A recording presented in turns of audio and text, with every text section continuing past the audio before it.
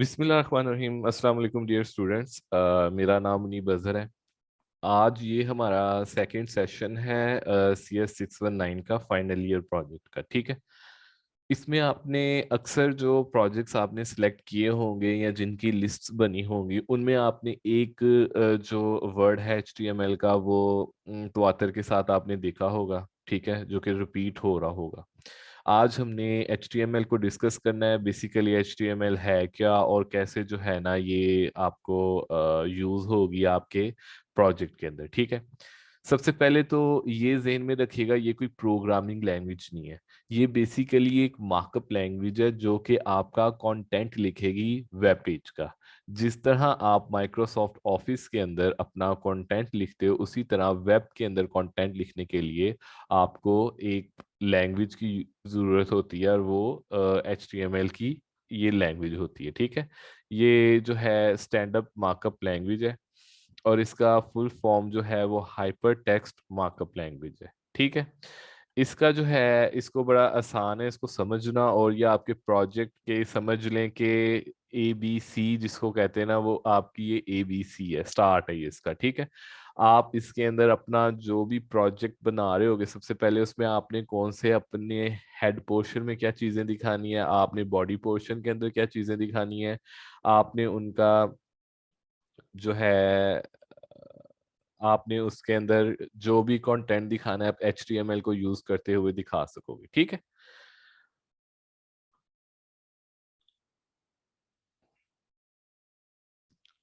HTML standard markup language है जो कि वेब पेजेस क्रिएट करती है। इसका स्टैंडर्ड जो इसका मुखफ़फ़ है ना जो कि HTML का जो भी फुल फॉर्म है वो है हाइपर टेक्स्ट मार्कअप लैंग्वेज। ये बेसिकली आपका जो स्ट्रक्चर होता है ना आपके वेब पेज का उसको डिस्क्राइब करती है, और ये सीरीज होती है एलिमेंट्स का। इसके अंदर आपके पैराग्राफ के एलिमेंट्स, हेड के एलिमेंट्स, और जो है ब्राउजर जिनको समझ सकता है ना और उनको इंटरप्रेट कर सकता है आपके इंटरप्रेट कर सकता है कि अच्छा यहाँ पे अगर H1 का टैग हेड का टैग लगा हुआ है तो ये वहाँ पे हेडिंग का शो करवा देगा कंटेंट, अगर पैराग्राफ लगा होगा तो पैराग्राफ का कंटेंट शेयर कर देगा। ठीक है, तो HTML आपका सारा जितना भी कंटेंट होगा वेब का वो इजीली शेयर कर देगा।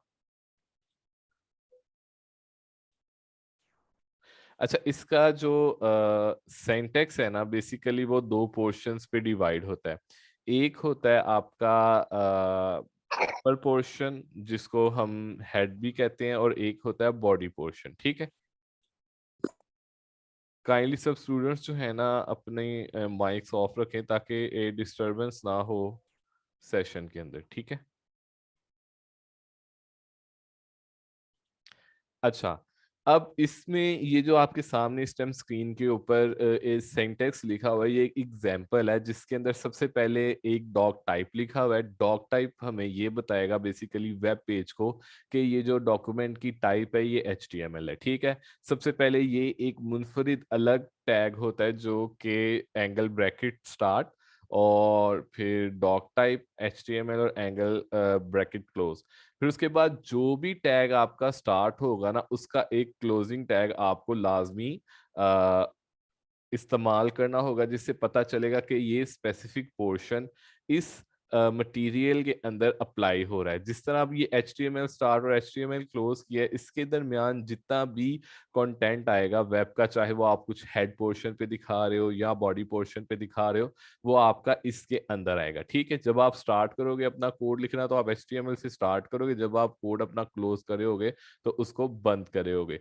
टैग बेसिकली क्या होता है, टैग एक स्पेसिफिक एलिमेंट होता है जो कि बताता है कि ये वेब पेज है, और इस वेब पेज के अंदर अगर HTML स्टार्ट हो गया तो ब्राउजर ये समझ ले कि ये अब एक वेब के ब्राउजर के अंदर शो होने वाली एक फाइल बनी है। हर एक फाइल की जिस तरह एक्सटेंशन होती है, इसमें एक्सटेंशन को आपने कैसे सेव करना है आपको वो भी बताऊंगा।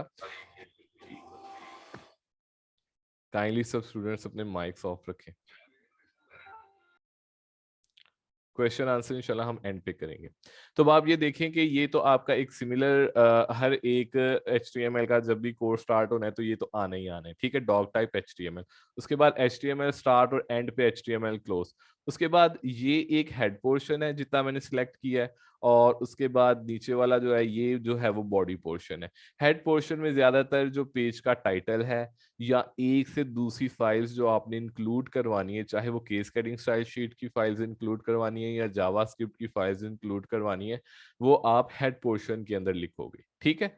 हेड पोर्शन के अंदर पेज का टाइटल आ गया जो कि आपके टैब बार में शो होगा, और उसके बाद आपका बॉडी पोर्शन आ गया। बॉडी पोर्शन के अंदर आपने, अब ये देखें कि जिस तरह एक टैग स्टार्ट होता है उसी टाइम एक टैग क्लोज भी होता है। जितना एक टैग जल्दी स्टार्ट होगा उतनी ही वो लेट क्लोज होगा, ठीक है।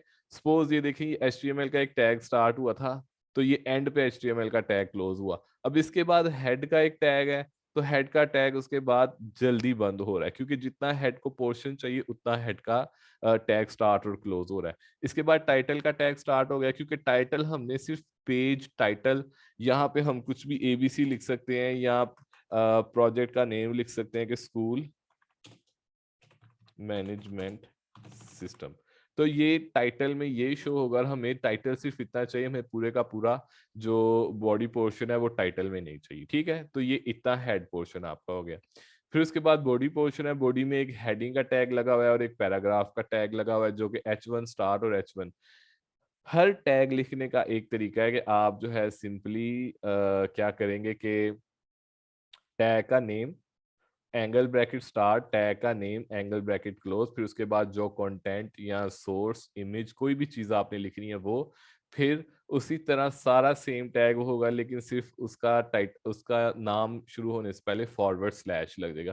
सिंपली ये होगा, हर एक लैंग्वेज को लिखने का उसका एक मेथड होता है। आपने C++ पढ़ी होगी, जावा या मुख्तलिफ लैंग्वेजेस पढ़ी होंगी, हर एक का एक अपना अलग जो है ना वो तरीकेकार होता है, उसका हर एक का अपना एक सिंटैक्स होता है, ठीक है।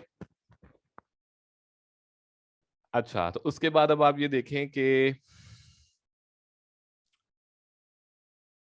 ये तो हो गया कि कोड आपने लिखना कैसे। इस कोड को मैंने आपको एक्सप्लेन भी कर दिया, और फिर एक बार मैं आपको बता रहा हूँ कि डॉग टाइप जो है वो डिक्लेरेशन डिफाइंस करता है HTML की, और ये HTML जो है एलिमेंट है जो कि रूट एलिमेंट किसी भी HTML पेज का वहां पर शो कराता है। उसके बाद हेड का टैग है जो कि मेटा टैग की इंफॉर्मेशन रखता है, कोई भी आपने दूसरा कंटेंट इंक्लूड करवाना हो उसमें हेड टैग यूज होता है। टाइटल टैग जो है वो पेज का स्पेसिफिक डॉक्यूमेंट का टाइटल डिस्क्राइब करता है। बॉडी जो है वो जितना भी विजिबल पेज कंटेंट आपने दिखाना है वो बॉडी का टैग शो कराएगा। फिर H1 का जो है वो लार्जर है, ठीक है। H1 का H6 तक 6 किस्म की डिफरेंट हेडिंग्स होती हैं, वो भी आगे चल के मैं आपको बताऊंगा। और उसके बाद आपको पैराग्राफ का भी बताऊंगा कि ये कैसे यूज होता है। अच्छा, अब ये तो है HTML टैग्स, उनके नाम, उनको कैसे स्टार्ट करना है कैसे क्लोज करना है। यहाँ पे मैं आपको एक लिख कर भी कोड दिखाऊंगा, और आपने किस तरीके से कोडिंग स्टार्ट करनी है HTML की वो भी बताऊंगा। सिंपली आपने सबसे पहले तो Notepad++ इंस्टॉल कर लेना है अपने सिस्टम के मुताबिक। आपने गूगल में लिखना है Notepad++, और आपने ये वेब पेज ओपन कर लेना है Notepad++ का। फिर आपके जो भी आपका सिस्टम है आपने डाउनलोड सेक्शन में आना है, और आपने लेटेस्ट से लेटेस्ट वर्जन 8.4.8 जो भी लेटेस्ट पे आया होगा वो डाउनलोड कर लेना है। अगर तो आपका सिस्टम 64 बिट है तो आपने ये फर्स्ट वन इंस्टॉल कर लेना है, और अगर आपका सिस्टम 32 बिट है तो आपने जहाँ पे इंस्टॉलर लिखा हुआ है इसको डाउनलोड कर लेना है, और आपका नीचे यहाँ पे इंस्टॉलर स्टार्ट हो जाएगा।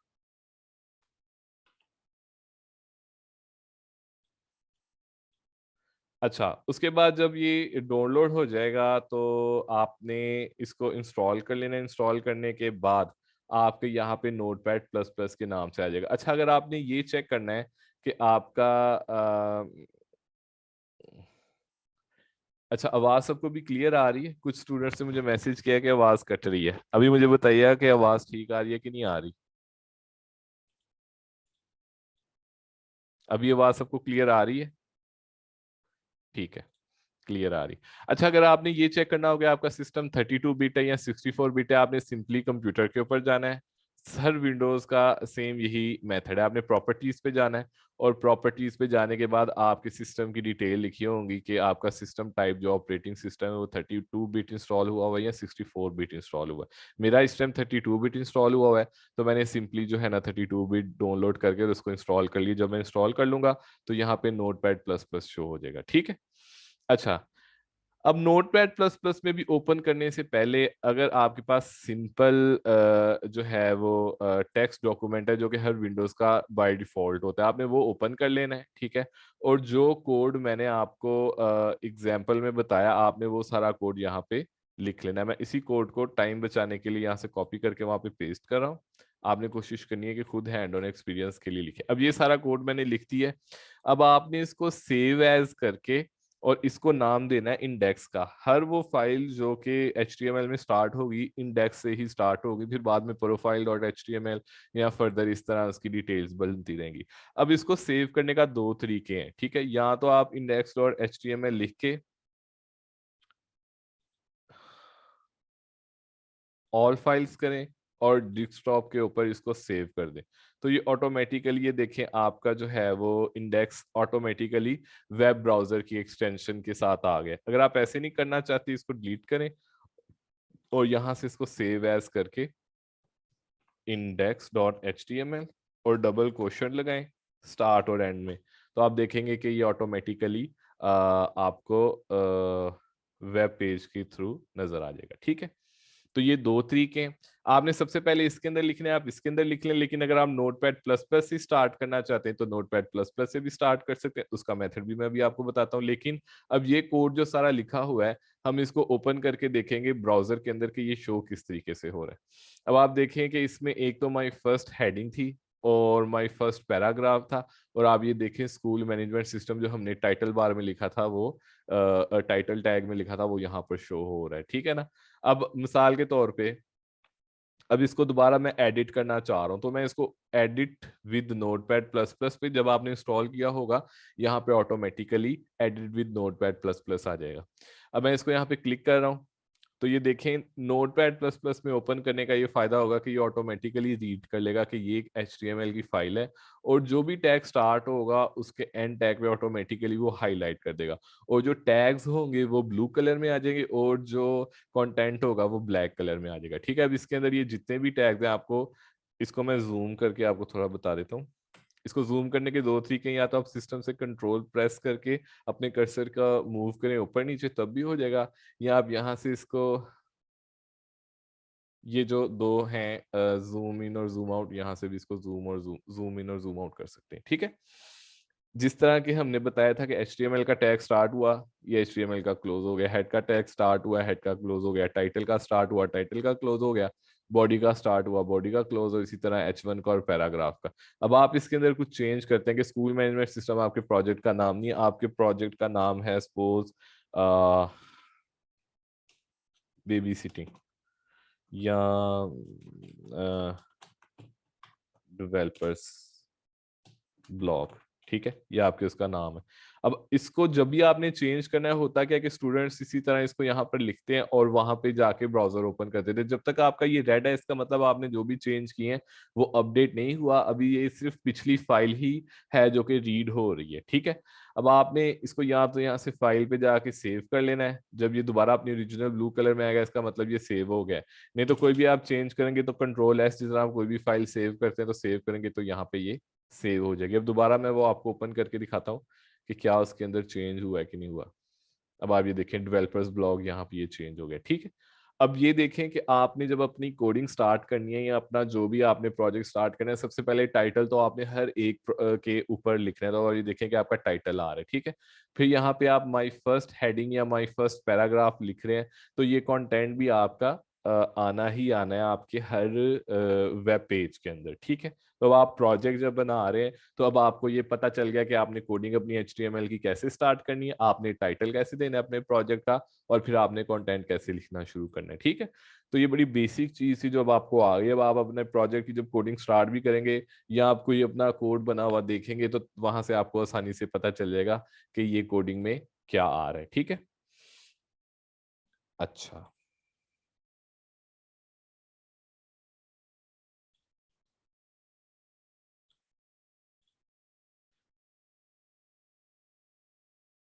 अच्छा, बेसिकली जो उसका एक विजुअल आपको मैं दिखा दूं कि जो विजुअली किस तरीके से वो परफॉर्म कर रहा होता है। ये HTML का टैग स्टार्ट होता है, ये क्लोज होता है, ये वेब पेज का एक स्ट्रक्चर है, ठीक है। इस तरह एक हेड पोर्शन शुरू होता है, बंद होता है, पेज का टाइटल आता है, बॉडी होती है, उसके अंदर हेडिंग, पैराग्राफ। ये विजुअली एक इंटरप्रिटेशन है आपकी, जिस तरह आपका वेब पेज काम कर रहा होता है, ठीक है।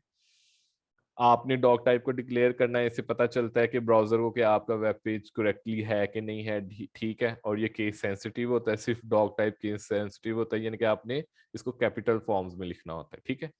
उसके बाद HTML के डॉक्यूमेंट्स होते हैं, उसके अंदर आपके HTML के टैग स्टार्ट होते हैं, एंड होते हैं, बॉडी का टैग स्टार्ट होता है, एंड होता है, ये सारी चीजें मैं आपको बता चुका हूँ, ठीक है। हेडिंग्स जो हैं वो 1 से 6 तक होती हैं। अब 1 से 6 तक जो हेडिंग्स हैं, ये सारी की सारी मैं आपको चला कर दिखाता हूँ। इसी के अंदर हम इसको कॉपी पेस्ट करके तो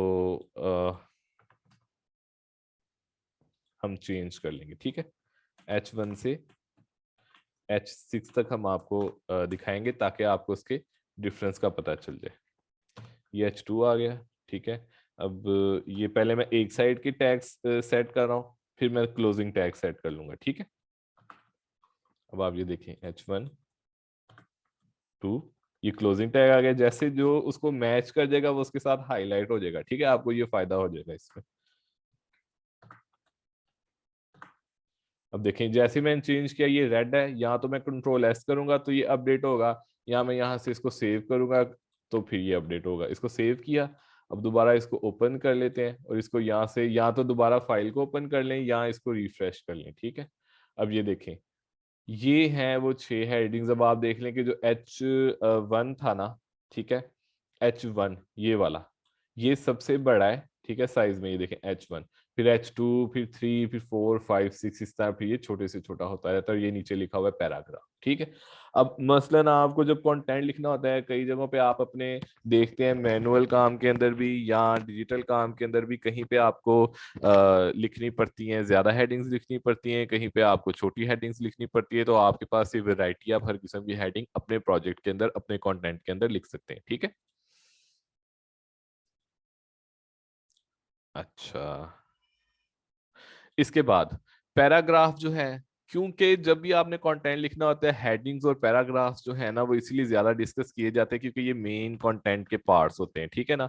आप इसमें आसानी से अपना कंटेंट लिख सकते हैं, आप अपने अपने आर्टिकल्स लिख सकते हैं इसके अंदर डिटेल से पैराग्राफ यूज करके। और पैराग्राफ का ये फायदा होगा कि जहां से एक पैराग्राफ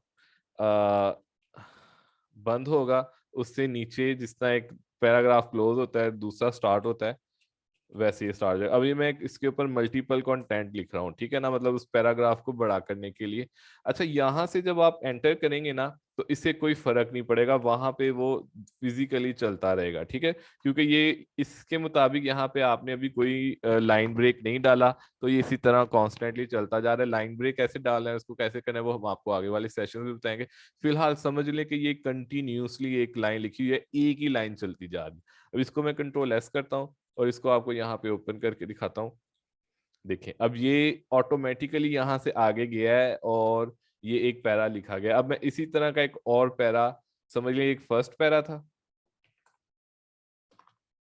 और ये एक सेकंड पैरा, Ctrl+S करूंगा और इसको मैं रिफ्रेश करूंगा। अब देखें, ये एक पैराग्राफ हो गया और ये नेक्स्ट पैराग्राफ हो गया। अब इसने यहां से इसको कंटिन्यू नहीं किया, इसने फिर लाइन ब्रेक लेके एक प्रॉपर नया पैराग्राफ स्टार्ट किया, ठीक है। तो पैराग्राफ का जो टैग है वो आप इस तरीके से यूज करेंगे। अच्छा, उसके बाद एक जो हाइपर लिंक है ना, हैरिफ लिंक, वो बहुत ज्यादा जो है ना इम्पोर्टेंट है। ये होता बेसिकली क्या है कि आपने या तो एक वेब पेज से दूसरे वेब पेज पे जाना है, या दूसरी किसी पूरी की पूरी वेबसाइट पे जाना है। आपने गूगल का लिंक लगाना है, या W3 स्कूल्स का लगाना है, या किसी का भी लिंक लगाना है, तो आप हैरिफ लिंक के थ्रू लगा सकेंगे। या फिर आपने अगर अगर तो आपने इस तरह करना है कि अपने ही अंदर के कंटेंट को एक दूसरे के साथ शेयर करना है, तो आप वो इजीली कर सकेंगे, ठीक है। इसको लिखने का क्या तरीका है, अब ये है तो आपका हैरिफ लिंक ही है, लेकिन इसके अंदर एक स्पेशल एट्रीब्यूट यूज हुआ है, ठीक है। एक ए टैग है, ए, उसको लिखने के लिए, कंटेंट को लिखने के लिए। लेकिन अगर आपने साथ एक उसका लिंक भी लगाना है तो आप इसमें हैरिफ HREF हैरिफ लिंक लगा के, ये बेसिकली स्पेशल एट्रीब्यूट्स होते हैं जो कि टैग के अंदर यूज होते हैं, ठीक है। इसके अंदर आपने पूरा URL लिखना है और फिर उस टैग को, जो पहला ही टैग है उसको क्लोज करना है, फिर उसके बाद क्लोजिंग टैग लगाना है। ये बेसिकली होना तो ऐसे चाहिए था कि आपने एक ए टैग लगाया हो और वो ए टैग क्लोज हो जाता है, लेकिन क्योंकि आपने यहाँ पे एक लिंक लगाना है तो आप क्या करते हो, हैरिफ लिखते हो इक्वल https:// www.w3schools.com, और फिर ये डबल क्वेश्चन के अंदर जो भी आपने वैल्यू लिखनी है वो डबल क्वेश्चन के अंदर लिखनी है, ठीक है ना। तो डबल क्वेश्चन के अंदर जब आप ये वैल्यू लिखोगे तो आपका जो ये लिंक आपने लगाया होगा वो ऑटोमेटिकली वहां पे ओपन हो जाएगा। अब इसको मैं Ctrl+S कर रहा हूँ, इसको दोबारा रिफ्रेश कर रहा हूँ। अब आप देखिए यहाँ पे लिंक लगे, जब मैं इसको क्लिक करूंगा तो ऑटोमेटिकली एक नए वेब पेज के ऊपर चला जाएगा, ठीक है।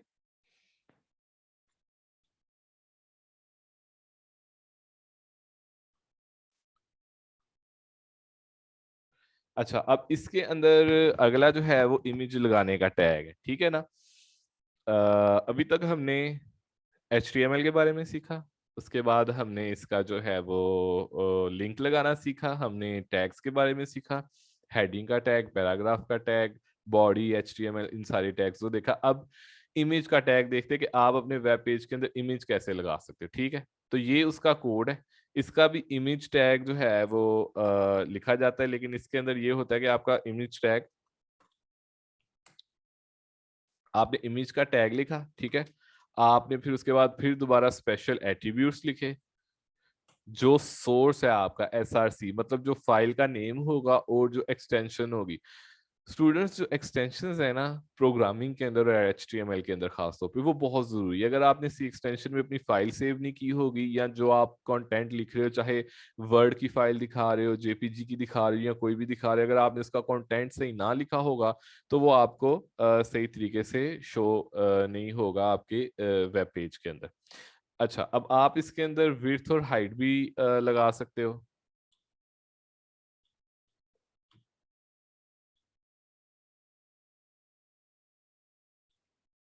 अच्छा, अब आप इसके अंदर विड्थ और हाइट भी लगा सकते हो, खैर ये मैं आपको लगाना बाद में बताता हूँ।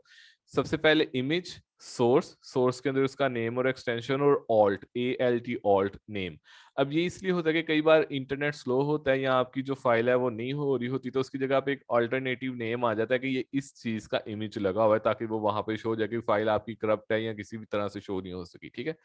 अब मैं आपको कोई यहाँ से एक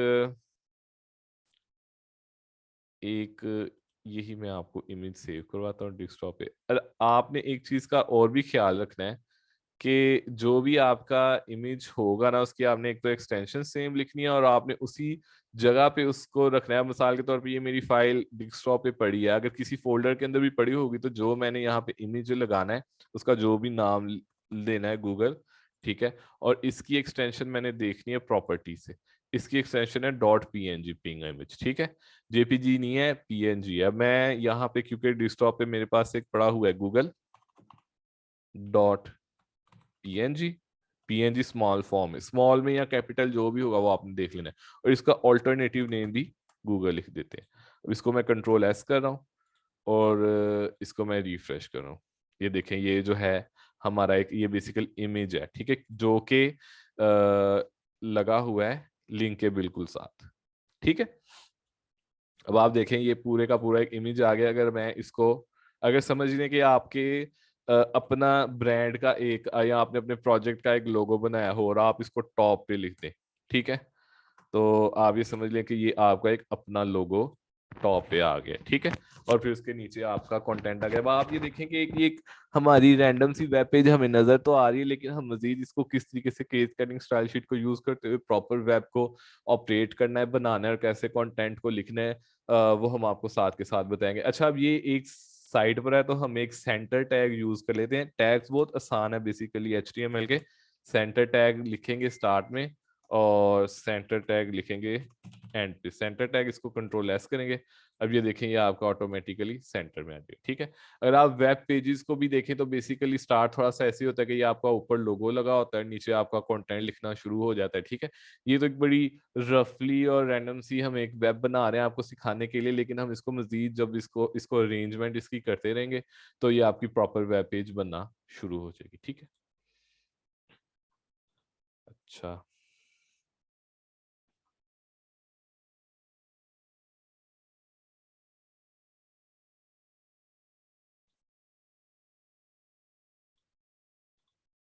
अच्छा, अब इसके अंदर मैं आपको विड्थ और हाइट भी यूज करके बता देता हूँ कि वो कैसे यूज करनी है।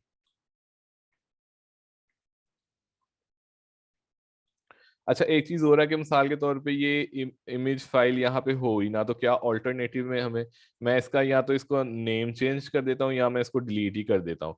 अब मैं इस पेज को रिफ्रेश करता हूँ तो देखें वहां पे नहीं आ रहा, लेकिन यहाँ पे गूगल लिखा आ रहा है, कि पता चले कि यहाँ पे गूगल का लिंक लगा हुआ था। ये जो मैंने ऑल्ट में लिखा हुआ है ना, तो वो वहां पर शो हो रहा है, ठीक है। अब मैं दोबारा उसको रीनेम गूगल ही कर देता हूँ ताकि वो शो हो। अब इसको मैं दोबारा रिफ्रेश करता हूँ तो देखें गूगल शो हो गया। अब इसके साथ मैं इसकी विड्थ और हाइट, विड्थ मैंने 104 रखी है, इसकी हाइट 142। इसको मैं रिफ्रेश करता हूँ। मैंने देखे अभी इसको सेव नहीं किया था तो वहां पे चेंज नहीं है, मैं इसको सेव करता हूँ और वहां पे इसका चेंज देखता हूँ, ठीक है। देखें अब ये जो भी बनती है हाइट और विड्थ उसकी उस मुताबिक ये एडजस्ट हो गई है। अब क्योंकि मुझे ये लग रहा है कि इसकी विड्थ थोड़ी ज्यादा ही छोटी है, तो मैं इसकी विड्थ थोड़ी सी बढ़ा देता हूँ, 104 की बजाय मैं 150 कर देता हूँ और इसको कंट्रोल एस करता हूँ और फिर इसको रिफ्रेश करके देखता हूँ। देखिए अब कुछ ये बेहतर लग रही है, ठीक है। तो ये था आज का सेशन, जिसके अंदर हमने आपको बड़ी बेसिक HTML के बारे में बताया। हमने आपको एक वेब पेज कैसे बनाना है, कैसे उसकी एक्सटेंशन को सेव करना है, बेसिकली आपने उसका टाइटल क्या देना है, आपके प्रोजेक्ट का टाइटल क्या होगा, उसकी लोगो, उसकी हेडिंग्स, उसके पैराग्राफ्स, उसके लिंक, उसके इमेज, उसके सोर्सेज। एक बड़ी ब्रीफली एक चीज जो थी हमने क्लियर कर ली कि हमारा हमारा कॉन्सेप्ट एक क्लियर हो जाए कि कैसे एक प्रोजेक्ट का, जो वेब का प्रोजेक्ट है उसका कैसे नजर कैसे आएगा। अब आप ये देखें कि ये तो एक बड़ा जो है ना एक रफली सा है, लेकिन हम इसको मजीद पॉलिश करते रहेंगे तो ये जिस तरह बाकी वेब पेजेस बने होते हैं ना, उसी तरह के वेब पेजेस आपको ये शो होना स्टार्ट हो जाएगा। उसके लिए HTML के मजीद टैग्स भी हमें पढ़ने होंगे और मजीद जो है केस कटिंग स्टाइल शीट को भी डिस्कस करना होगा, ठीक है। अब हमारा जो रिमेनिंग टाइम है तकरीबन 5 मिनट है हमारे पास, उसमें आप कुछ स्टूडेंट्स अगर क्वेश्चन आंसर करना चाहते हैं तो वो लाजमी करें। ये जो सेशन है इंशाल्लाह ये आपको रिकॉर्डेड भी मिल जाएगा, और मजीद भी अगर आपको ये देखने के बाद कोई क्वेश्चंस होंगे या आपसे ये प्रॉब्लम, हाँ एक चीज़ ये कि आपने सब स्टूडेंट्स ने इसको लाजमी अपने सिस्टम पे ऑपरेट करके देखना है। अगर आप नहीं करेंगे तो आपको कभी भी इसकी समझ नहीं आएगी। हम जितना भी आपको करवाते हैं, अब हमने आपको प्रैक्टिकली इसको करके दिखाया, अब आपके पास ये वीडियो भी आ जाएगी। जब तक आप खुद अपने सिस्टम के ऊपर इसको प्रैक्टिकली नहीं करेंगे आपको ये पता नहीं चलेगा और आपको प्रोजेक्ट करने में प्रॉब्लम होगी, ठीक है ना। और वाइवा भी आप इससे आसानी से दे सकेंगे। जितनी आपकी टूल किट बेहतर होती रहेगी उतना आप में कॉन्फिडेंस आता रहेगा, और आप जो है ना वो वाइवा कॉन्फिडेंस से दे सकेंगे। बेसिकली कॉन्फिडेंस जो है ना आपका वाइवा देते वक्त वो बहुत इंपॉर्टेंट होगा। इंशाल्लाह इसके ऊपर हम पूरे का पूरा एक सेशन करेंगे कि किस तरह कॉन्फिडेंटली आपने वाइवा देना है अपने सुपरवाइजर को, ठीक है। अच्छा, डॉग टाइप लाजमी नहीं होता, लेकिन क्योंकि एक स्टैंडर्ड चला आ रहा है, ठीक है, तो वो हमें लिखना ही पड़ता है। लेकिन ये लाजमी नहीं है, आप लिखें या ना लिखें ये आपकी मर्जी होती है, ठीक है।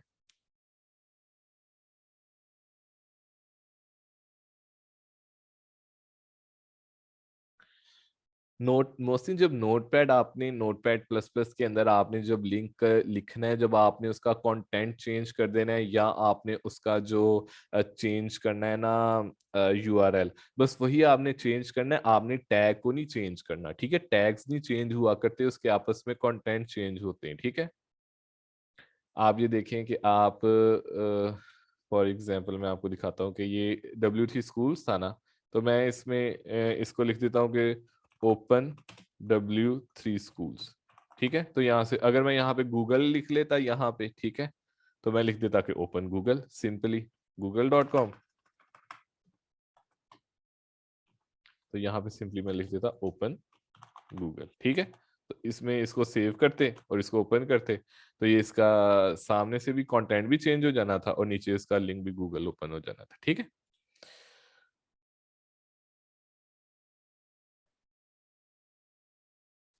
विजुअल स्टूडियो भी अरसलान यूज होता है। Visual studio basically dot net के लिए यूज होता है। नोटपैड प्लस प्लस हम इसलिए लिखते हैं कि नोटपैड प्लस प्लस आपका ज्यादा रिकमेंड किया होता है। अक्सर जो वेब के प्रोजेक्ट्स हैं उसके अंदर टीचर्स ने लिखा होता है। वैसे तो टेक्स्ट एडिटर बहुत हैं, सबलाइन है और उसके अलावा विजुअल स्टूडियो का भी एक है, विजुअल कोड, ठीक है ना। लेकिन नोटपैड प्लस प्लस जो है वो बड़ा इजी टू यूज है, लाइट वेट है, आपके सिस्टम को हैवी नहीं करता और मोस्टली जो प्रोजेक्ट्स होते हैं उनके अंदर रिकमेंड भी किया होता है।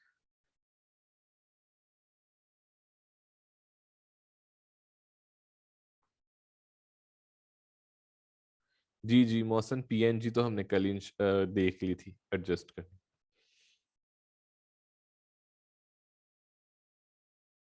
हैरिफ लिंक जो है ना वो लिंक लगाने के लिए होता है, कोई वेबसाइट का लिंक लगाने के लिए। आपने जब आपने अपने पेजेस भी बनाने ना इसके अंदर, तो आप उसमें मिसाल के तौर पे ये इंडेक्स का था ना, मैं यहाँ पे एक लिख देता हूँ profile dot H T M L का, यहाँ पे एक मैं और profile dot H T M L. ठीक है, अब ये वेब को इंटरकनेक्ट भी आपने हैरिफ लिंक से, अब इसके अंदर ही profile dot H T M L का जो होगा ना, तो ओपन प्रोफाइल।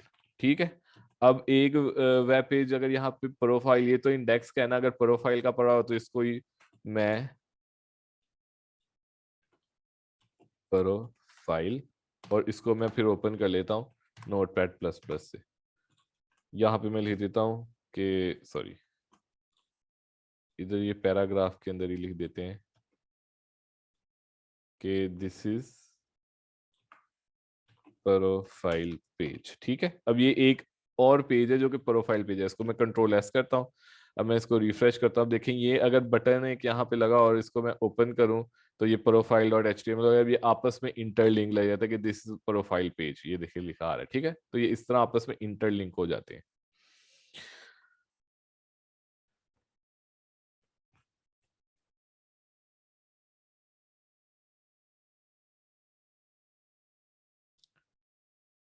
सर प्रोजेक्ट में ड्रीम वीवर यूज करने का बोला है तो मैं ड्रीम वीवर पर ही प्रैक्टिस करूं। जी आप ड्रीम वीवर पे करें, लेकिन ड्रीम वीवर पे नोटपैड प्लस प्लस करने के बाद करें। ठीक है, ड्रीम वीवर बेसिकली एक तो हैवी सिस्टम होता है, सिस्टम पे हैवी होता है, और दूसरा ये कि ड्रीम वीवर में आपको एग्जैक्ट स्टार्ट से कोडिंग का नहीं पता चलता, उसके अंदर ना ड्रैग एंड ड्रॉप आ जाते हैं, बटन्स और लिंक्स। ठीक है, तो आपको कोर उसका नहीं पता चलता